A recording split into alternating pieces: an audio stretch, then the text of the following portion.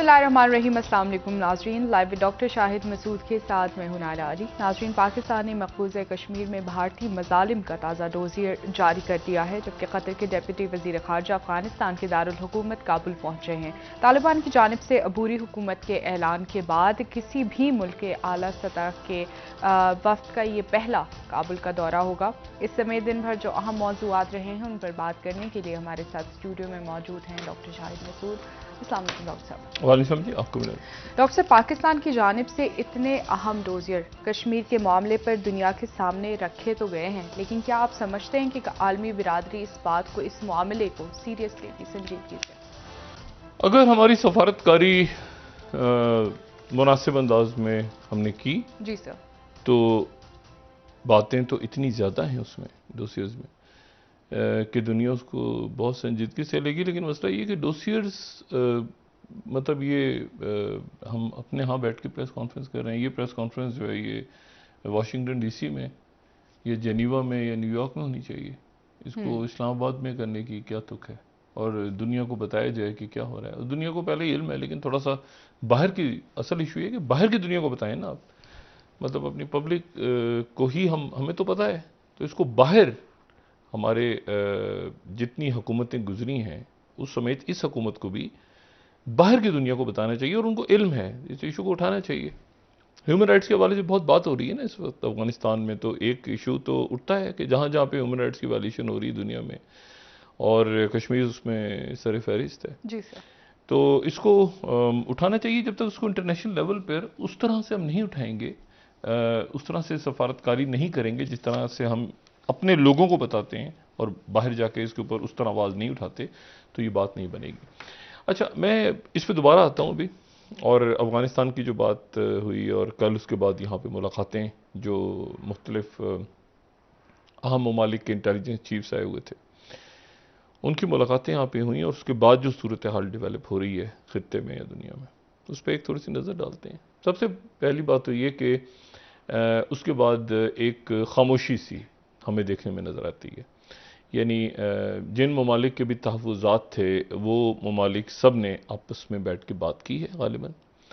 और ये ज़हन में रखें कि वज़राए ख़ारजा नहीं है, ये इंटेलिजेंस चीफ्स बैठे हैं। यानी सबके टिप्स के ऊपर ये है कि जी किस मुल्क में क्या हो रहा है, कौन कर रहा है। मतलब ऐसा नहीं है कि वो आप जैसे डिप्लोमेट्स बैठते हैं तो कहते हैं जी नहीं हमने तो, अच्छा हम चेक करते हैं। तो जो भी आया है वो पूरी प्रिपरेशन के साथ आया। चाइना, रशिया, ईरान, पाकिस्तान, ये सारे मुल्क, और ताजिकिस्तान, हमारे जो वस्ती एशिया के जो बरादर मुल्क हैं सारे, उज़्बेकिस्तान और 8 ममालिक, तो उसमें यकीनन बहुत ज़्यादा संजीदा गुफ्तगू हुई है। बहुत ज़्यादा संजीदा गुफ्तगू, मतलब ये क्या किया जा सकता है, क्योंकि इंटेलिजेंस एजेंसीज़ के चीफ्स जब बैठेंगे तो उसमें फिर उसका मतलब ये कि बात फिर कुछ तय करके ही उठेंगे वहाँ से, ठीक है।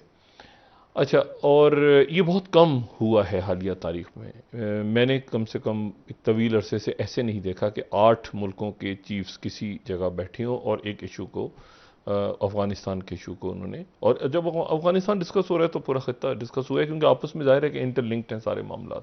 ऐसा तो है नहीं कि एक मुल्क को आप डिस्कस करें दूसरे को छोड़ दें, तो आपस में पूरा खित्ता या पूरी दुनिया या जो भी सारा सिलसिला। तो बात मुझे नहीं पता कि कितने घंटे या कितनी देर गुफ्तगू हुई होगी, लेकिन ज़ाहिर तवील नशिस्त हुई होगी।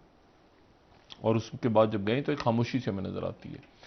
अच्छा, खामोशी इसलिए गालिबन नज़र आती है कि उसके बाद फिर ये जो पब्लिक में बयानबाजियाँ हो रही थी, इस पर मेरे ख्याल से तमाम ममालिक ने इस बात का अदराक किया है कि ये पब्लिक में आके बातें अगर करते हैं पॉलिटिशियंस या मीडिया या डिप्लोमेट कोई भी, तो वो उससे मामलात ख़राब होते हैं।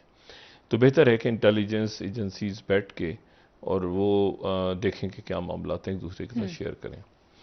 तो ये चीज़ इसमें खुश आइंद है कि उसके बाद एक खामोशी सी हमें नज़र आती है और उसके बाद कोई बयानबाजी की जरूरत भी नहीं। अफ़गानिस्तान से आज ये इतलात आई कि गुलबदीन हिकमतयार साहब ने तो पहले ही जो है वो हमायत कर दी थी, और दूसरी जो बात ये आई कि उन्होंने कहा कि जो तालीमी अदारे हैं वहाँ पे ख़वातीन यूनिवर्सिटी लेवल तक शरीक होंगी, तालबात पढ़ाया जाएगा लेकिन सेपरेट क्लासेस होंगी। तो ये तालिबान की तरफ से दूसरी बात हुई। तीसरा जो अहम वाक़या हुआ है ख़ित्ते में वो ये हुआ है कि ईरान के जो न्यूक्लियर माहदा इनका होने जा रहा था अमेरिका की ख्वाहिश पे, जिससे जो एक्चुअली तो एक तरह से हो गया था, लेकिन 2015 में फिर उसको डोनाल्ड ट्रंप के दौर में उसको ख़त्म कर दिया गया उसके नतीजे में। और फिर ये हुआ कि IAEA जो कि आलमी जौहरी इदारा है, उन्होंने ये कहा कि जी एक आध दिन पहले उन्होंने कोई रिपोर्ट्स जारी की कि जिसमें ईरान पे इल्ज़ाम लगाया गया था कि ईरान बहुत तेज़ी के साथ जो है वो वहाँ पे जौहरी हथियारों की तरफ जा रहा है, एनरिचमेंट की तरफ। लेकिन आज फिर ये तकरीबन अगर आज ये मामला तय ना होता तो फिर ये एक बड़ी ख़राबी की तरफ जाता, ये मुआहदा टूट जा ख़त्म हो जाता। तो आज ये हुआ लेकिन कि वहाँ पे जो IAEA के नुमाइंदे हैं ग्रॉस, ठीक है, वो पहुँचे तेहरान और उनकी वहाँ पे मुलाकात हुई। जो इस्लामी हैं मोहम्मद इस्लामी, जो ईरान के न्यूक्लियर प्रोग्राम के को देख रहे हैं, तो इनकी मुलाकात हुई और आखिरी मिनट पे एक डील हो गई। और उस डील के नतीजे में ये मुआहदे पर अब बातचीत होगी वियना के अंदर, यानी वो जो खत खात्मे की तरफ जा रहे थे मुज़ाकरात, वो अब दोबारा से, अब वो कब शुरू होंगे उसकी डेट्स वगैरह, लेकिन वो बच गया, वो मुआहदा अपनी जगह, यानी मुआहदे के ऊपर जो गुफ्तगू है वो वियना में शुरू हो जाएगी। ठीक।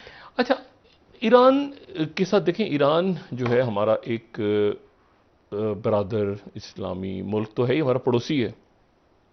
और ईरान का जो की जो एक बड़ी, यानी ईरान के साथ हमारे जो ताल्लुकात हैं वो कोई यानी सदियों पुराने ताल्लुकात हैं, क्योंकि इस खित्ते के अंदर ज़ाहिर है कि पड़ोसी हैं तो सदियों से ही हैं या हज़ारों साल से हैं। तो 960 किलोमीटर हमारी सरहद है ईरान के साथ।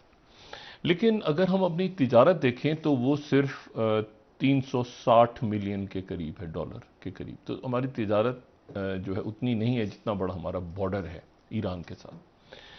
अच्छा, ईरान, मैंने आपसे कहा ना कि अगर अब एक तो हम पाकिस्तान बनने के बाद हमारे ईरान से कैसे ताल्लुकात, पाकिस्तान बनने के बाद से हम देखते हैं वो सदियों पहले या कई सौ साल पहले या हज़ारों साल पहले के, उसके बाद जाएंगे नहीं।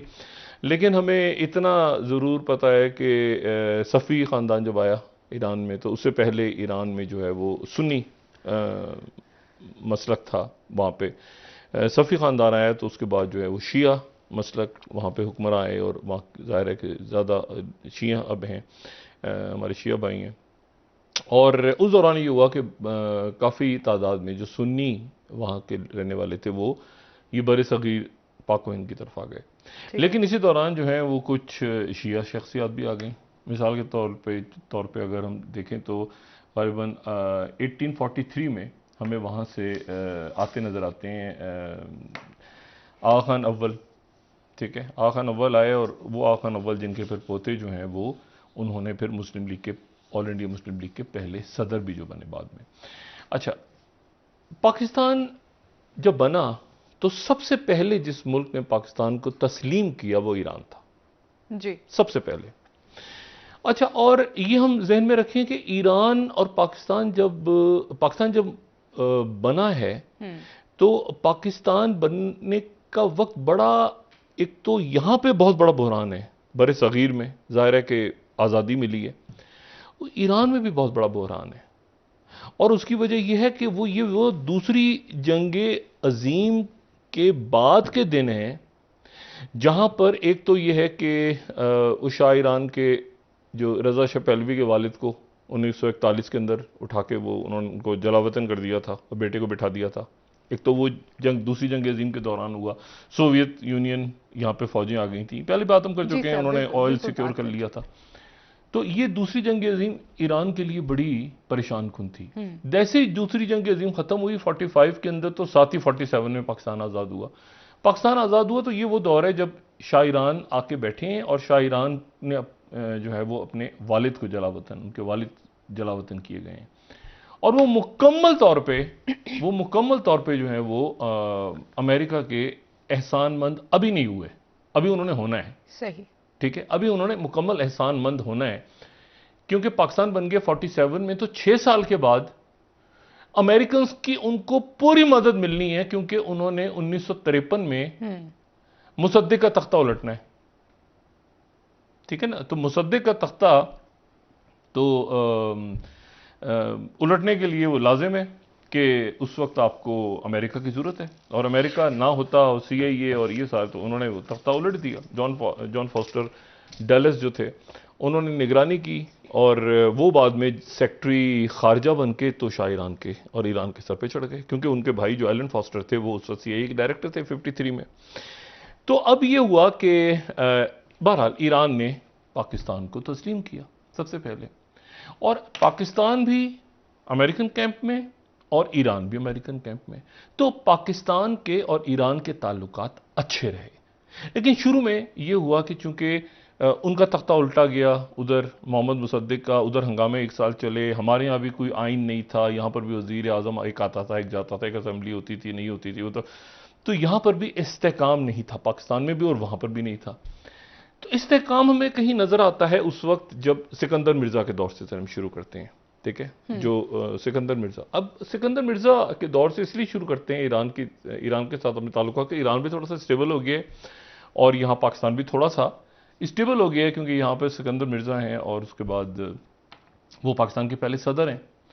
तो सिकंदर मिर्ज़ा कराची दारुल हुकूमत था पाकिस्तान का, पहला दारुल हुकूमत, इस्लामाबाद तो नहीं था। तो कराची में सिकंदर मिर्ज़ा जो हैं वो उनकी वहाँ पे ईरान के जो मिलिट्री अटैची थे, एक फंक्शन कराची में हुआ, तो उसमें मुलाकात हुई उनकी, ईरान के मिलिट्री अटैची थे, और ईरान के जो मिलिट्री अटैची, ये सिकंदर मिर्ज़ा उस वक्त 52 साल के थे, ठीक है। अच्छा, और जो मिलिट्री अटैची थे वो अफ़खामी, कर्नल मेहदी अफ़खामी, एक बड़े ज़बरदस्त किस्म के। अब सिकंदर मिर्ज़ा साहब की मुलाकात उनकी अहलिया मोहतरमा से हुई, यानी जो ईरान के डिफेंस अटैची थे। अच्छा, सिकंदर मिर्ज़ा जो सदर हैं, अब उनकी ज़ाहिर है कि शादीशुदा हैं, 52 साल उनकी एज है और उनकी 6 बच्चे हैं। बड़ी इंटरेस्टिंग हिस्ट्री है। अच्छा, अब ये हुआ कि उनकी जो कर्नल मेहदी की अहलिया थी, तो सिकंदर मिर्ज़ा साहब ने कहा कि मैं आपसे शादी करना चाहता हूँ। अच्छा, अब वो मिलिट्री अटैची की अहलिया हैं, और वो जो हैं मिलिट्री अटैची की अहलिया वो भी एक बड़े ज़बरदस्त ख़ानदान से, और उनके वालिद जो हैं वो पार्लियामेंट के रुकन रहे, और नाहिद अमीर तैमूर के तौर पे वो पैदा हुए। अमीर तैमूर की फैमिली से इनका ताल्लुक, वो अमीर तैमूर, वो जो मंगोल, तो वहाँ से इनका ताल्लुक था, और ये इनके शौहर की पोस्टिंग जो है कराची में हुई थी। इनकी मुलाकात जो हुई वो रशियन एम्बेसी में हुई, यानी रशियन एम्बेसी कराची की जो थी, वहाँ पे सिकंदर मिर्ज़ा साहब की मुलाकात हुई। अच्छा, उसके बाद ये हुआ कि जब पोस्टिंग वापस हुई तो सिकंदर मिर्ज़ा साहब ने कहा कि मैं यहाँ से इस्तीफ़ा देके बतौर सेक्रेटरी दिफा जो है मैं ईरान अपनी पोस्टिंग करवा रहा हूँ, अगर तुमने मुझसे शादी नहीं की। तो जो नाहिद साहिबा थी, जो डिफेंस अटैची की वाइफ थी, उन्होंने जाके अपने हस्बैंड से डाइवोर्स ली, और फिर उन्होंने सिकंदर मिर्ज़ा साहब से शादी की, और वो पाकिस्तान की पहली फर्स्ट लेडी बनी। अच्छा। और वो नाहिद सिकंदर मिर्ज़ा के नाम से फिर सिकंदर मिर्ज़ा साहब का जब तख्ता उलट दिया गया, अयूब खान साहब आ गए, तो वो उनके साथ फिर 10 साल लंदन में वो रहीं। 69 में डेथ हुई सिकंदर मिर्ज़ा की, और सिकंदर मिर्ज़ा साहब को दफनाया गया ईरान में। और फिर उसके बाद 2019 में इनका इंतकाल हुआ। तो ये 50 साल इन्होंने बेवगी में गुजारे और खामोशी में गुजारे, ये नाहिद सिकंदर मिर्ज़ा साहिबा ने। इनकी फिर एक कज़न भी थी, वो भी जो थी उनका ताल्लुक भी ईरान से फैमिली थी, लेकिन वो जो फैमिली थी वो आके ईरान से बॉम्बे में सेटल हो गई थी, बॉम्बे में। और बॉम्बे में सेटल हो गई थी, और उनकी बड़ी फैक्ट्रीज वगैरह थी, सोप ये जो साबुन और इस तरह की फैक्ट्रीज थी, और बड़ी एक अमीर फैमिली थी, वो इनकी कज़न थी।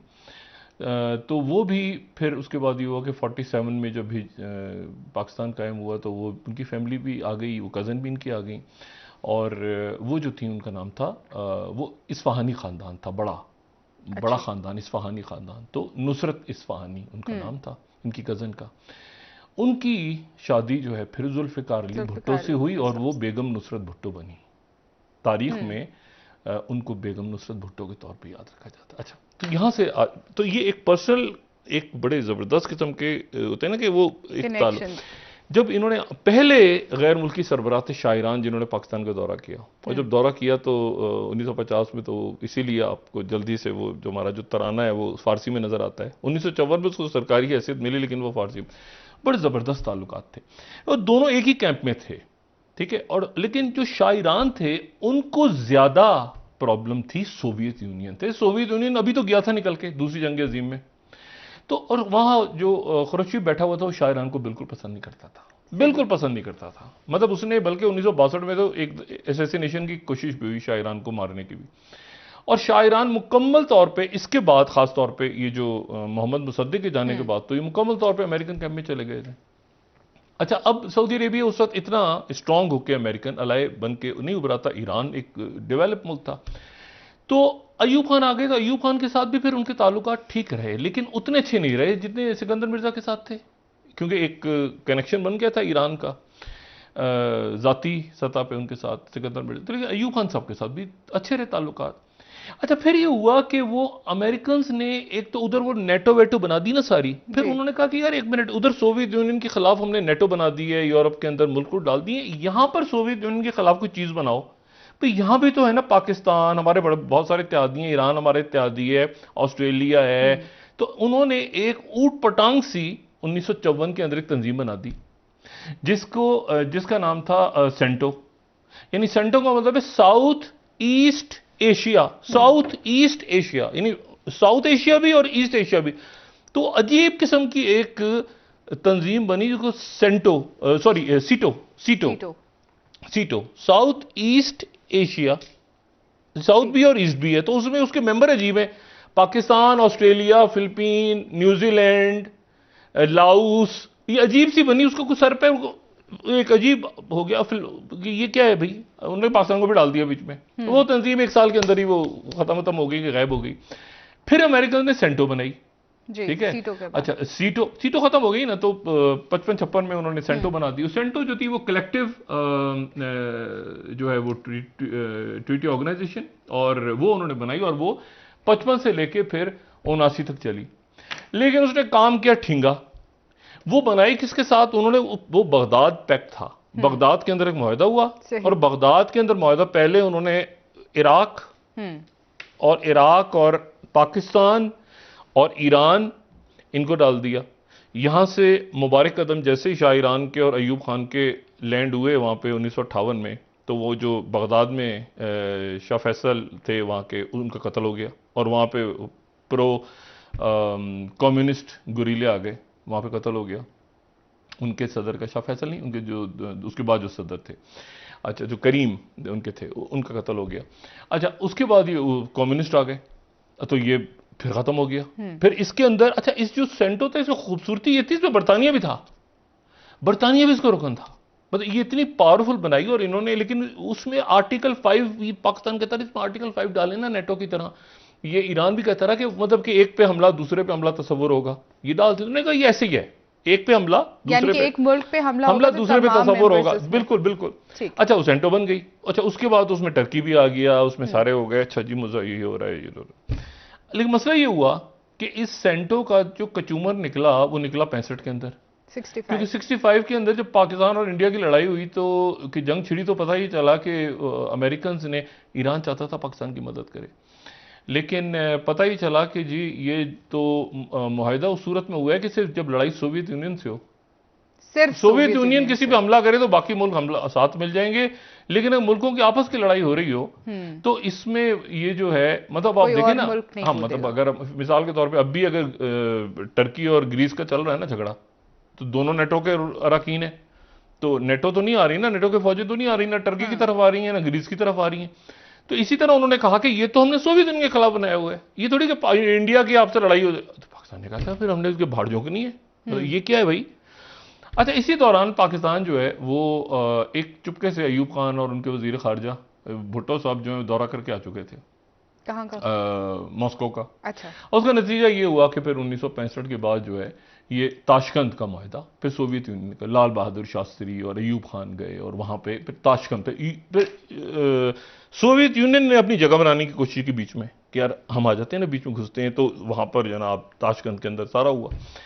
अच्छा, लेकिन फिर ये हुआ कि फिर पाकिस्तान की कैलकुलेशन ये थी और मेरा खास दुरुस्त थी उस वक्त। उन्होंने कहा कि हम इकोनॉमी, आप यानी पाकिस्तान और इंडिया और अफगानिस्तान और ये मुल्क सारे मिलके हम यहाँ पे एक अच्छा सा कोई इकोनॉमिकल जोन बनाते हैं। तो पाकिस्तान ने कहा एक मिनट ठहर जाए, पाकिस्तान और इंडिया कहाँ से जुड़ गया बीच में, मतलब हमारी तो लड़ाई है कश्मीर के इशू के ऊपर, अभी तो जंग खत्म हुई है। तो वो सोवियत यूनियन का माहिदा नहीं आगे चल सका। फिर हम वापस चले गए अमेरिका की, तो सेंटो अपनी जगह पे रखा हमने, लेकिन अमेरिका चुपके चुपके देखता रहा एक मिनट कि ये पाकिस्तान क्या कर रहा है, ये तो कभी इधर जा रहा है उधर जा रहा है, ये सारा कर रहा है। अच्छा, पाकिस्तान में दरमियान में टर्मोइल आ गया। हमारे ईरान के साथ ताल्लुकात अच्छे रहे, लेकिन वो ताल्लुकात, ईरान खुद परेशान था, ईरान खुद परेशान था। उसकी वजह यह है कि दरमियान में 67 की लड़ाई हो गई। 67 की लड़ाई हुई तो उससे आगे पीछे कहीं पाकिस्तान के अंदर एक सेंटिमेंट खुद ब खुद अवामी राय जो थी वो चली गई जमाल अब्दुल नासिर की तरफ और अरबों की तरफ। तो पाकिस्तान की मीडिया में नाम आना शुरू हो गया खलीजे फारस की जगह खलीजे अरब। अच्छा। खलीजे अरब आया तो ईरान ने प्रोटेस्ट किया पाकिस्तान से, ठीक है। तैयब हुसैन होते थे एक सफीर गालिबन, और इतना ज्यादा हुआ कि अयूब खान ने कहा कि इनके वजीर खारजा को हटा दिया जाए। मतलब वो इतनी वो हो गई कि ईरान कह रहे हैं कि ये अरब कहां से आ गए बीच में, ये तो अच्छा वहां पे अरब इत्तेहाद बनाने आ गए थे। उससे पहले अरबों ने 2 इत्तेहाद बना लिए थे, एक बना लिया था मिस्र ने और शाम ने, जो कि सोवियत यूनियन का इत्तेहाद, प्रो सोवियत इत्तेहाद था, यूनाइटेड अरब रिपब्लिक। और जवाब में जो है वो इराक ने और जो है वो जॉर्डन ने बना लिया था, एक कन्फेडरेशन बना ली थी, अमेरिकन कैंप। ये अमेरिकन कैंप था। दरमियान में एक और मजेदार बात हुई, शायरान ने ये प्रपोजल पेश किया पाकिस्तान को कि हम और आप मिलकर कन्फेडरेशन बना लेते हैं। यानी मैं आपको बता रहा हूं कि ये ईरान और पाकिस्तान के ताल्लुकात कैसे रहे हैं। उन्होंने कहा कि हम एक कॉन्फेडरेशन बना लेते हैं दोनों वहां पर, और उसमें कहीं से टर्की को भी ले आते हैं। और मोटो क्या होगा? टर्की ने नहीं, मतलब एक उधर अरब बना रहे हैं ना सारे। अच्छा। तो हम ये जो अजम के मुल्क हैं यहां पर आसपास, हमारा जोग्राफिया भी एक साथ है। टर्की को लगा, टर्की ने कहा एक मिनट ठहर जाओ, टर्की तरह ऊपर नेटो, वो तो नेटो का रखो, तो एक मिनट ठहर जाओ ना, हम तो नेटो के रुको ना, आप क्या मतलब क्या ये सेंटो वेंटो क्या है, इसको साइड पे रखें। उससे पहले 64 के अंदर एक आरसीटी भी बन चुका था। ये सारे आरसीटी था, रीजनल कॉपरेशन, हाँ कोई पता नहीं डी किसके लिए था, बहरहाल वो आरसीडी था, सड़क बनेगी पाकिस्तान से आगे तक, आरसीडी। अच्छा, रीजनल कॉर्पोरेशन डेवलपमेंट मेरे ख्याल से, जी डेवलपमेंट। तो वो एक सड़क बनेगी पाकिस्तान से ईरान जाएगी, ईरान से, ये हम कोई 50-60 सालों में ये पूरा खित्ता सड़कें बनाता रहे। अब अल्लाह करे ये बेल्ट एंड रोड बन जाए, खुदा करे बन जाए। सुने, ये सड़कें, ये अच्छा आरसीडी बनेगी, ऐसे यूं जाएगी, ईरान से गुजरेगी, फिर तुर्की जाएगी, फिर ये वो ट्रक की बत्ती बनी रही। तो ईरान, वो टर्की ने इंटरेस्ट नहीं लिया कन्फेडरेशन का। ये कन्फेडरेशन का प्रॉपर भुट्टो साहब के वक्त में पेपर जिसके गए जो सील पड़े हुए हैं फॉरेन ऑफिस के अंदर कि क्या पाकिस्तान और ईरान के दरमियान कन्फेडरेशन का कोई फॉर्मूला बन सकता है, इतनी ज्यादा सीरियसनेस हो गई। लेकिन फिर ये हुआ कि उससे पहले जब ये गए अयूब खान साहब जो हैं, वो उनके फॉरेन मिनिस्टर जो जाहिदी थे, वो उनके साथ अयूब खान की बनी नहीं। किस्सा मुख्तसर में कह रहा हूँ, उनको अयूब खान कहते थे इनको हटाओ। वो हांगकांग के दौरे पे तो उनको खबर मिली वहाँ पे कि जी अयूब खान का तख्ता उलट दिया है, जनरल याहिया खान आ गए हैं। उनको उन्होंने पूछा, उन्होंने कहा जी वापस उनको शायरान ने कहा फ़ौरन वापस आओ, हांगकांग में कहाँ घूम रहे हो। वो अभी हांगकांग से आने का सोच रहे थे कि उनको टेलीफोन कॉल आई कि जी आप ईरान जाते जाते ज़रा नई दिल्ली रुकेंगे, इंदिरा गांधी साहब आपसे मिलना चाह रही हैं, यही। उन्होंने वो दरमियान में रुक गए। लेकिन उन्होंने पाकिस्तान के, उन्होंने कहा कि जंग अगर आपकी हुई इंडिया की तो हम पाकिस्तान के साथ होंगे।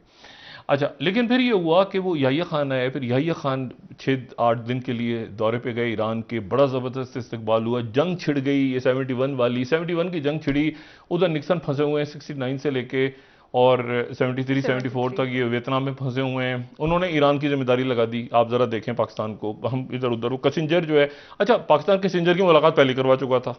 ये जब जंग हुई है 71 के अंदर, तो ये जो मशरिकी पाकिस्तान वाली, उससे पहले पाकिस्तान मुलाकात करवा चुका था। हेनरी किसिंजर आए थे रावलपिंडी, यहाँ से खुफिया परवाज लेके बीजिंग चले गए थे। तो पाकिस्तान जो है वो एक बड़ा, और सेंटो का मेंबर था, तो पाकिस्तान एक्सपेक्ट कर रहा था कि कहीं से कोई मदद आएगी, कोई बात होगी, क्योंकि सोवियत यूनियन इंडिया का डिफेंस पैक्ट हो गया हुआ था, तो सेंट हो गया, वही बात थी कि हम तो बीच में नहीं कूदेंगे। अरब ममालिक ने आने की कोशिश की बीच में, उन्होंने पैसे वगैरह भेजे, सऊदी अरेबिया ने, बाकी मुल्कों ने, लेकिन पैसा तो नहीं चाहिए होता, असला चाहिए होता है। ईरान ने भी कोई मदद की कोशिश की, लेकिन उसके बाद ये हुआ कि पाकिस्तान, उसमें जो नताइज आए जंग के वो हमारे सामने। एक मरला ऐसा भी आया कि पाकिस्तान के पास ये इंफॉर्मेशन आई कि जी वो जो बलूचिस्तान का इलाका है उसको, सिस्तान और बलूचिस्तान, उसको ईरान शायद सोच रहा है कि अपने साथ ले जाए। हाँ। तो ये फिर उसके बाद खैर फिर भुट्टो साहब आ गए, तो पाकिस्तान की तरफ होता ना कि ईरान वगैरह की नज़र में कि जी पाकिस्तान एक, मतलब सारे मुल्क, सारी दुनिया ने ही कहा ना कि जी तो इतना सब मुल्क हार गए। यहाँ भुट्टो साहब आ गए, भुट्टो साहब ने आके वो फौरन ही पाकिस्तान में रेजिलियंस तो बहुत बड़ी है ना, मतलब दबड़दूर से फिर खड़े हो जाते हैं पाकिस्तानी, वो फौरन जनाब न्यूक्लियर शुरू हो गया, इस्लामिक समिट कॉल हो गई, ये सारा तो एक उन्होंने कहा 1 मिनट जरा ये क्या हो रहा है यहाँ पे, ये तो मसला को तो पाकिस्तान फिर इमर्ज होकर सामने आ गया। हेनरी किसिंजर एक दफ़ा आए, फिर दूसरी दफ़ा आए, उन्होंने कहा जहाज़ ले लो और ये न्यूक्लियर बंद कर दो, ये जो लीबिया फंड कर रहा है और फ्रांस का प्रोसेसिंग प्लांट चल रहा है इसको बंद करो। एक दफ़ा आए, दूसरी दफ़ा भुट्टो साहब के, मतलब एक हल्ला गुल्ला चल रहा है, तो पाकिस्तान दोबारा इमर्ज हो गया। हाँ। और उसके बाद फिर जियाउल हक साहब का दौर, फिर वहाँ इसी दौरान इनकलाब आ गया, तो उसके बाद एक आगे का। मैं सिर्फ ये कह रहा हूँ कि ईरान के साथ हमारे ताल्लुकात आप ये देखें कि बड़े अप्स एंड डाउन्स रहे हैं, ठीक है। अच्छा, और इस वक्त हमारे ताल्लुकात बड़े अच्छे हैं, यानी इस वक्त हमारे ताल्लुकात ये जो हम कहते हैं ना कि एक पूरा का पूरा Turkey, Iran, Qatar, Pakistan, Russia, China, इसमें और अरब ममालिक भी अल्लाह करे आ जाएं, बाकी ममालिक भी इंडिया को भी वेलकम का है, इंडिया को वेलकम किया ना बहुत से, इंडिया नहीं आना चाह रहा, इंडिया जो है वो एक मुकम्मल दूसरी दुनिया। तो ये जो ब्लॉक्स बन रहे हैं, मुझे नहीं पता ये ब्लॉक्स आने वाले दिनों में, हम पहले देख चुके हैं सीटों सेंटों का क्या हाल है, मुझे नहीं पता ये ब्लॉक्स किस हद तक आगे जाके कामयाब होते हैं, लेकिन एक खाका सा तो लोग डिस्कस करते हैं ना बैठ के। तो उसमें अब अफगानिस्तान के अंदर अमन आना है, सुकून आना है, उनको मदद चाहिए इस वक्त, उनको खड़ा कैसे करना है अपने पैरों पे। 97% आबादी उनकी अगले साल तक खत गुर्बत से नीचे चली जाएगी, ये अगर इसी तरह से सूरत हाल है। 97%, यानी 100 में से सिर्फ 3 लोग ऐसे होंगे जो कि गुर्बत की लकीर से ऊपर आ जाएंगे, या ऐसे लोग जिनको कोई 80% के करीब जिनको एक वक्त का खाना मिलेगा। अगर अफगानिस्तान की इस वक्त हेल्प आउट उनको नहीं किया तो यकीनन सारी दुनिया इस वक्त हेल्प भी करेगी। अच्छा, इंडिया कमाल कर रहा है, सबसे जो कमाल है ना, आप यकीन करें कि मैं इस पर रोज सोचता हूं, सर धुनता हूं कि ये कल जो है, मतलब कल मिसाल के तौर पे यहां पर आए हुए थे इंटेलिजेंस चीफ्स 8 मुल्कों के, तो अब ऐसे मौके पे बड़ा जरूरी है कि आप देखें कि इंडिया में, मतलब इंडिया क्या सोच रहा है, मतलब होता है ना आपके जहन में आ जाए कि यार यहां पर Russia, China, Pakistan, Iran intelligence chiefs बैठे हैं।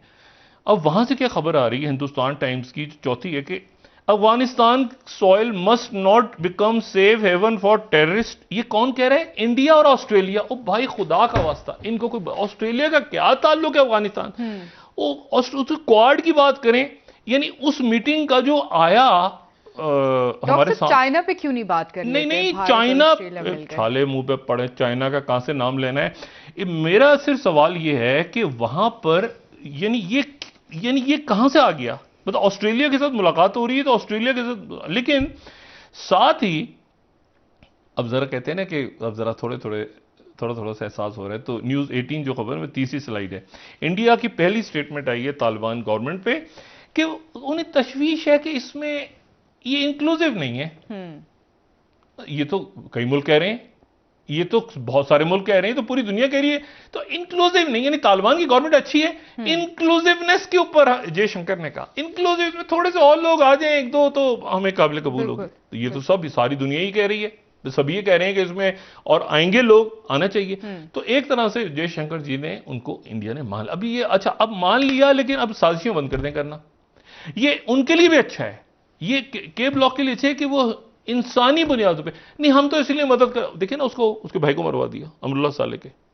मतलब बात यह है कि अब उनको नहीं, मतलब हम हैं ना साथ, हम खड़े, क्या कहां खड़े हैं? मतलब कोई उनके लिए खुराक भेज रहे हैं, उनको कोई जो उनकी जलावतन हुकूमत असलाह दे रहे हैं तो जरा खुलें, मतलब क्या कर रहे हैं? इस वक्त मुल्क को जरूरत है, हाँ तो हम मान लेंगे जरा इंक्लूसिव ने। तो उसमें ये मेरे ख्याल से कि कल की जो मुलाकात थी बहुत अच्छी गई, और उसके नतीजे में इसके समरात भी आने चाहिए। ईरान के साथ हमारे ताल्लुकात आने वाले दिनों में बहुत ज़्यादा अच्छे और उसमें कोई गलत फहमी पैदा ना हो। और वो देखें, पाकिस्तान थोड़ा सा पीछे जाके ना, जरा थोड़ा सा 1-2 कदम अगर पाकिस्तान पीछे करके ये ममालिक सारे तालिबान के साथ बात करें। मतलब मिसाल के तौर पे जैसे तालिबान और ईरान की आपस में बात हुई थी कि जिसके नतीजे में हजारा शिया कम्युनिटी और इस्माइल खान और ये सारा, तो अब मसला यह है कि उनके आपस में कहीं पर खुदा ना खास्ता ये मसाले की बुनियादों पे, फिरका वारियत की बुनियादों पे, इस पे, क्योंकि माजी में ऐसा हो चुका है, ऐसा होता रहा, हजारा शिया कम्युनिटी और ईरानियन डिप्लोमेट्स मार दी, जंग होने वाली थी। तो बात यह है कि ये इनकी गलतफहमी फिर तुर्की के साथ, फिर ताजिकिस्तान के साथ, फिर रशिया, चाइना, तो मेरा ये ख्याल है कि हर, और इस वक्त मगरब भी आएगा, अमेरिका भी आएगा, अमेरिका आएगा, बिल्कुल अमेरिका आएगा, यूरोपीय यूनियन आएगी, उनके यहाँ पे वो आएंगे बताने के लिए। लेकिन दुनिया के कंसर्न्स हैं क्या है, वो मैं पहले गिनवा चुका हूं, इंसानी हकूक, खवातीन के हकूक, वहां पर मीडिया की आजादी, वहां पे कोई दुश्मनी, कोई सजाएं, कोई ऐसी ये चीज ना। सर एक ब्रेक ले लेते हैं, वापस आते हैं। बैंक कैसे चलेंगे, एयरलाइंस कैसे चलेंगी, एयरपोर्ट्स कैसे चलेंगे, मतलब मुख्तलिफ जो हुकूमत कैसे चलेगी, हुकूमत का एक पूरा सिलसिला है, सफारतकारी कैसे होगी। कतर के डेप्यूटी वजीर खारजा भी अफगानिस्तान में मौजूद है, उस हवाले से बात कर लेते हैं। कतर का मैंने कहा ये मुल्क सारे जो हैं ये बड़ा पॉजिटिव रोल प्ले करेंगे, और दुनिया उम्मीद भी ये करती है, लेकिन यह है कि छोटी छोटी चालाकियां भी चलती रहेंगी ना साथ। बिल्कुल सर, थर्ड पार्टीज भी तो इन्वॉल्व है अफगानिस्तान में। ऐमन जवारी की वीडियो आ गई है, ऐमन जवारी की वीडियो आ गई है, और ऐमन जवारी की वीडियो आई है, और उसके अंदर वो कह रहे हैं, अब जरा फिर से बात ऐमन जवारी पे बात करते हैं, बड़े सालों के बाद। ठीक है सर, आपसे मजीद बात करेंगे। नाज़रीन ब्रेक, हमारे साथ रहिए।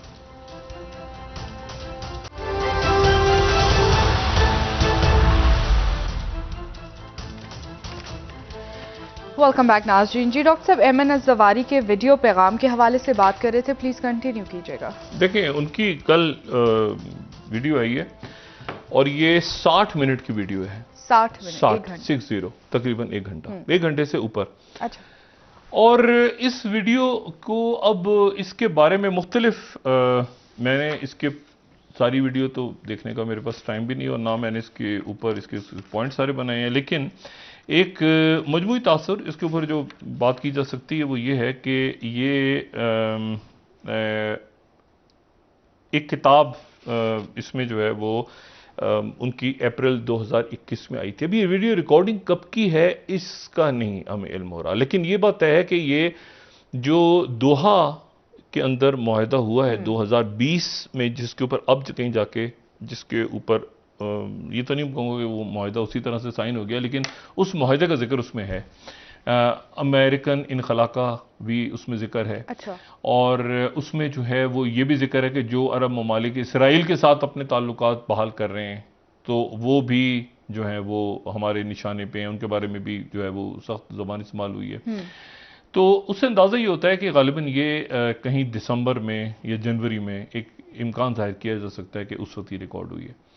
अच्छा, 70 साल के हैं डॉक्टर ऐमन ज़वारी, और ये इनका ताल्लुक मिस्र से है, और ये सर्जन, ठीक है, सर्जन और ये जवाहर फैमिली जो है ये सऊदी अरब से इसका ओरिजिन, और वहाँ आके पे जवाहर ख़ानदान, ये बदर के जो है मैदान, उसके पास एक कबीला वो चला गया, तो बड़े यानी अमीर ख़ानदान से इनका ताल्लुक है। पूरी एक हिस्ट्री है, उसके बाद में बात करेंगे। तो ये इनकी जो कैसेट है ये बड़े अरसे के बाद है, इसका मतलब अलकायदा कहीं मौजूद है, ठीक है। और ऐमन ज़वारी जो हैं वो अगर उनके, लेकिन इनकी जो डेट ऑफ बर्थ और सारे रिकॉर्ड्स, क्योंकि ये पढ़े हैं इन्होंने, तो इसलिए 1951 की इनकी पैदाइश है, तो ये 70 साल के हैं इस वक्त। सही। अच्छा, तो अब ये कहाँ हैं, कहाँ से इन्होंने वीडियो रिकॉर्ड कराई, भेजी, और ये 9/11 पे सामने आ गई। अब ये देखते हैं बहरहाल, और इन्होंने अभी तक जो बात की वो इनकी बातों से तासुर जो ये मिल रहा है कि ये तालिबान के साथ हैं, ठीक है, ये इनका तासुर। इन्होंने तालिबान के खिलाफ बात नहीं की, इन्होंने अमेरिकन इनखला की बात की है। अच्छा, अब एक तो दूसरी बात, मैं जो बात कई दिनों से दोहरा रहा हूँ, उस स्टोरी को मैं फॉलो चूंकि करूंगा, और मैं उसको कर रहा हूं, क्योंकि ये सारे मामलात जो हैं ये एक नए फ्रंट की तरफ जा रहे हैं। जो नया फ्रंट जो है वो म्यांमार में खुल गया, और ये वो फ्रंट है, म्यांमार वाला फ्रंट, जो कि बराह रास्त भारत की मशरिकी सरहदों पे भारत के लिए प्रॉब्लम्स लेकर आ रहा है, ठीक है। और क्योंकि ऑलरेडी वहां पे रोहिंग्या भी हैं, वहां पे बांग्लादेश है, वहां पर बाकी जो रियासतें हैं, साउथ उनकी नॉर्थ ईस्ट रियासतें हैं, वहाँ पे प्रॉब्लम चल रहे हैं। तो उन्हीं का मैं इसलिए होता है कि उन्हीं का मीडिया जो है वो हिंदुस्तान टाइम जैसे खबर दे रहा है कि 100 से ज़्यादा म्यांमार के नेशनल्स जो हैं, ये 100 नहीं हैं, ये हज़ारों में हैं, हज़ारों की तादाद में वहाँ पे फौज के ऊपर हमले कर रहे हैं, आ रहे हैं, जा रहे हैं। मिजोरम से ये चल रहा है सारा, ठीक है। ये अब हिंदुस्तान टाइम्स आज का जो है उसकी तादाद 100 बता रहा है। अच्छा, एक इसमें जो है ना फिर हिंदू खबर दे रहा है कि 150 म्यांमार के नेशनल्स ने मिजोरम में वो क्रॉस करके आ गए, ठीक है। ये जो 5वीं स्लाइड है हमारी, वो 150, ये मैंने कहा ना, ये 100 भी नहीं है, 150 भी नहीं है। उनकी जो चिन स्टेट है वो ये एक ही कबाइल हैं, ये चिन कबाइल ही दोनों तरफ हैं, म्यांमार में भी हैं और इधर भी हैं मिजोरम। लेकिन एक और खबर जो है ना वो इंडिया की आज वो फिर समझ से बाहर है, और वो जो खबर है वो उनका इंडिया टुडे दे रहा है। और इंडिया टुडे ये दे रहा है कि उनकी सिक्योरिटी फोर्सेस को, फौज को और पैरामिलिट्री को और पुलिस को ये कहा गया है, ये बताया गया है कि तुमने तालिबान से कैसे लड़ना है।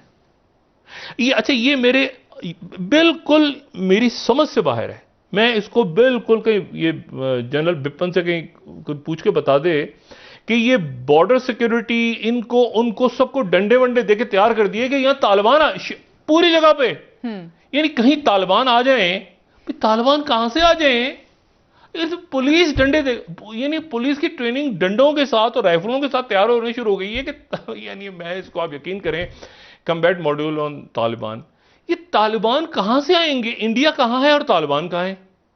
यानी जो मुंबई के अंदर पुलिस है, जो दिल्ली में पुलिस है, जो कलकत्ता में पुलिस है, वो जो आगरा में है, वो तैयारी कर रही है कि यहां से कहीं से तालिबान आएंगे सामने से, आगरा की उस गली नंबर 36 मोहल्ला नंबर 38 में से, तो उनके सामने पुलिस खड़ी होगी। मतलब अजीब सी एक उनका एक जो है एक नोटिफिकेशन है जिसको आप पढ़े और सर धोने, जो मीडिया का हाल हुआ है ना, उनके बाद अजीब और गरीब किस्म का कि पुलिस को ऑर्डर आ गए हैं कि तालिबान से लड़ने की तैयारी करो। पुलिस, बॉर्डर सिक्योरिटी फोर्सेस, फिर वो जो पैरामिलिट्री रेंजर्स होता है ना, रेंजर शहरों के अंदर ही।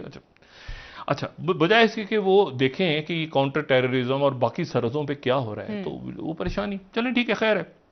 दूसरी बात ये कि ईरान में जो है वो इराक के मुस्तफ़ा खादिमी, वो इराक के वज़ीर आज़म, जिन्होंने बड़ी कोशिश की है और बड़ी मुस्बत कोशिश कि सऊदी अरेबिया और ईरान और तुर्की और इस सारे मुल्कों के आपस में ताल्लुकात बेहतर हों, वो आज ईरान में है, ठीक है।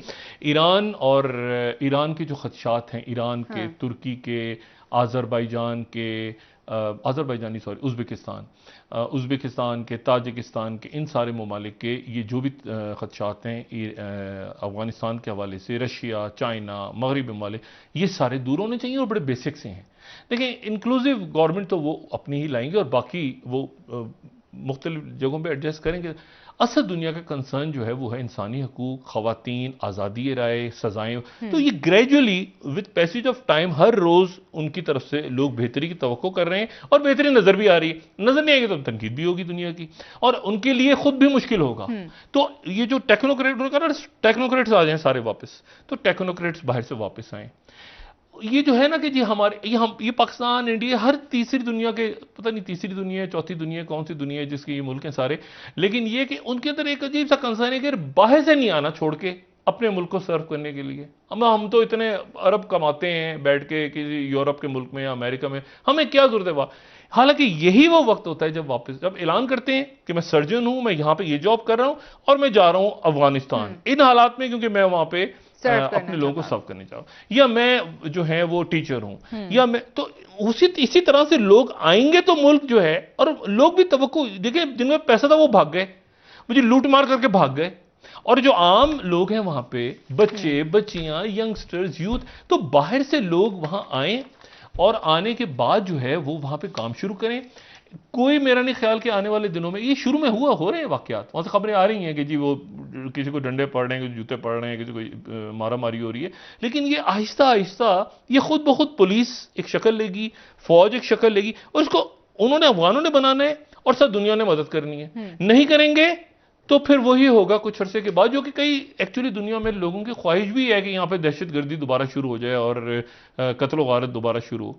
लेकिन मसला यह है कि इसको अफगानों ने और अफगानिस्तान के पड़ोसियों ने किस तरह से नाकाम बनाना, पूरी दुनिया ने, मगरबी दुनिया में भी ऐसी खौमखा, तो हम इल्ज़ाम तराशी किसी पे भी नहीं कर सकते। अलग इशू यह है कि इससे अमेरिका बहुत तरीके से पीछे हटा है, और पीछे हटने के बाद अब वो आने वाले दिनों में लोगों की तवज्जो चलेगी अफगानिस्तान के अंदर इंसानी हकूक है, अफगानिस्तान में क्या हो रहा है। अमेरिका पीछे हट गए और बहुत ही ग्रेसफुली वो कल 9/11 तकरीब हुई, और अब इसके बाद वो अफगानिस्तान आपको आहिस्ता आहिस्ता गायब होता नजर आएगा, और चाइना और बाकी दुनिया के ममालिक आपको ज्यादा होते नजर आएंगे। जी बिल्कुल। और वो ब्रेक ले लेते हैं, वापस आके। और इसी दौरान जो अच्छा अब पाकिस्तान ने अब अफगानिस्तान एक तो पड़ोस में, और अफगानिस्तान के माशी हालात, और फिर पाकिस्तान के अपने इश्यूज बहुत सारे खड़े हैं, ठीक है, जिसमें फैटव है, जिसमें IMF के साथ क्या। अब देखिए हम अशरफ गनी को तो ढूंढ रहे हैं ना, अशरफ गनी चला गया, और हमारे कितने सारे वजीर गायब हो गए। बिल्कुल सर, इतने सालों में पता ही नहीं चला। तो हमारे भी तो बहुत से अशरफ गनी है, हमारे भी तो बहुत सारे अमरुल्लाह साले टाइप कैरेक्टर जो गायब हो जाते हैं, अचानक बाहर से आते हैं, बाहर से गायब हो जाते हैं। तो मसला ये कि अब ये फैटव से इंशाल्लाह हमने निकलना है। और हमने ये कश्मीर के ऊपर जो बात हुई, मैंने उस दिन भी कहा था कि यौम शुहदा की तकरीब में कश्मीर बहुत फोकस था, आर्मी चीफ ने खास कर तकरीर में कश्मीर के हवाले से बात की। जी सर, ब्रेक ले लेते हैं, वापस आके बात करेंगे। नाज़रीन एक ब्रेक हमारे साथ रहिए।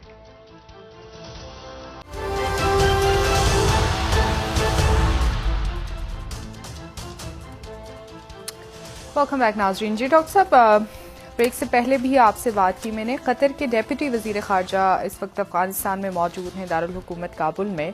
अबूरी हुकूमत के ऐलान के बाद ये पहली आला सतही वफ्द है जो इस वक्त अफगानिस्तान में मौजूद है। देखें, बहुत से लोग आएंगे और कतर का तो एक इम्पोर्टेंट रोल है। मेरा ख्याल है कि आने वाले दिनों में दूसरे जो इस्लामी ममालिक हैं वहां से भी आएंगे, यूरोप से भी लोग आएंगे, और उनके सफारतकार मौजूद हैं EU के, तो वो सारे आएंगे। और उसकी वजह यह है कि अफगानिस्तान में एक बड़ा अलमिया, 40 साल में बहुत अलमिया, ये जंगों में मुल्क जीते या एक मुल्क जीते या दूसरी सुपर पावर जीते या तीसरी सुपर, वहां के अवाम हारते हैं, लोग हार जाते हैं, लोग मारे जाते हैं, और जानों का ज़िया होता है। जानों का ज़िया, मतलब ये देखें ना, अब ये 9 लाख लोग अपनी जानों से गए हैं वॉर ऑन टेरर में। तो बात यह है सारी कि इससे हासिल आखिर में वो अहमद जवारी का कैसेट आ रहा है सामने, और तालिबान का झंडा लहरा रहा है दोबारा 20 सालों के बाद, और 9 लाख बंदा मर गया। 3 ट्रिलियन तो सिर्फ अमेरिका के गए हैं, जो बाकी दुनिया के इंसानी जानों की क्या कीमत, कोई एक जान की कीमत नहीं हो सकती। तो बात यह है कि इतना खून खराबे के बाद वो 9/11 पे अहमद जवारी की वीडियो आ रही है अलकायदा, और उधर से वो तालिबान का झंडा लहरा रहा है सदारती महल पे। तो क्या क्या क्या हासिल? 20 साल बहुत हैं, वो टॉर्चर, लोग मर गए, इंसानी ये खाना जंगियां हो गई, पूरी दुनिया में बर्बादियां हो गई, और नतीजे में क्या हासिल हुआ? तो बात सारी ये है कि लेकिन ये चूंकि एक इसी में लोगों ने अरबों डॉलर्स भी बनाए, ये तो मिलिट्री जो है वो एक पूरा इंडस्ट्रियल कॉम्प्लेक्स है, और अब तो चूंकि इसमें ग्रे जोन भी आ गया, तो अब इसमें तो मीडिया भी आ गया, तो इसमें बायो वेपन्स भी आ गए, तो लेबॉर्ट्रीज भी आ गई, तो बैंक्स भी आ गए, तो एयरलाइंस भी आ गई, तो इसमें तो इसकी तो बहुत ही बड़ी, अब साइबर भी आ गई, तो ये भी आ गया, स्पेस, इलेक्ट्रॉनिक्स, सारा। तो ये तो अब एक बड़ी सनत बन गई दुनिया की। और ये अफगानिस्तान के अंदर भी लोगों ने मतलब एक आदमी ट्रक पे था, वो ट्रक चला रहा था, उसने वो इंटरप्रेटर का काम शुरू किया, बाद में वो टीवी स्टेशन बनाया, उसने अरबों डॉलर कमा के यूरोप में बैठा हुआ है। तो बात यह कि लोग यहां से लूटपाट करके भागे। अब है असल अफगानों का इम्तिहान, और हमारा भी इम्तिहान, सबका जो पड़ोस में है, कि हम किस तरह से उनको इनकरेज करते हैं, हौसला दिलाते हैं, हिम्मत। तनकीद तो देखिए, एक होती है तनकीद कि भी ऐसे करो, मतलब एक होता है कि ऐसे ही गालियां देने में लगे हुए हैं। तो मकसद ये कि करना कुछ नहीं है भाई, उनकी मदद करें लोगों की। और मेरा ख्याल, मैं तो ये कहता हूं कि पाकिस्तान से एक NGOs के डेलीगेशन जाना चाहिए। हमजा साकिब साहब हों उसमें फैसल ईदी हों, सैलानी साहब हों, उसमें जमात इस्लामी के लोग हों, बाकी लोग तो एक पार्लिमानी वक्त चला जाए, NGOs भी साथ हों, मुख्तलिफ ग्रुप यहाँ से जाए, और वो वहां पे जाके कुछ दिन क़याम करें, और लोग भी एहतियात वगैरह दें जितना दे सकते हैं, तो इंशाल्लाह खड़ा हो जाएगा अफगानिस्तान। वहां के बड़े गयूर लोग हैं, उनको शुरू में प्रॉब्लम्स हैं, वो आगे जाके खड़े हो जाएंगे। आप बहुत शुक्रिया डॉक्टर साहब। नाज़रीन, प्रोग्राम का वक्त खत्म हुआ, कल इंशाल्लाह दोबारा आपसे मुलाकात होगी। मुझे नाज़ारी को इजाजत दीजिए। अल्लाह हाफिज़। जी डॉक्टर, अपने दोस्तों, रिश्तेदारों, गिरदोनवाह के लोगों का सब ख्याल रखिएगा। अल्लाह हाफिज़।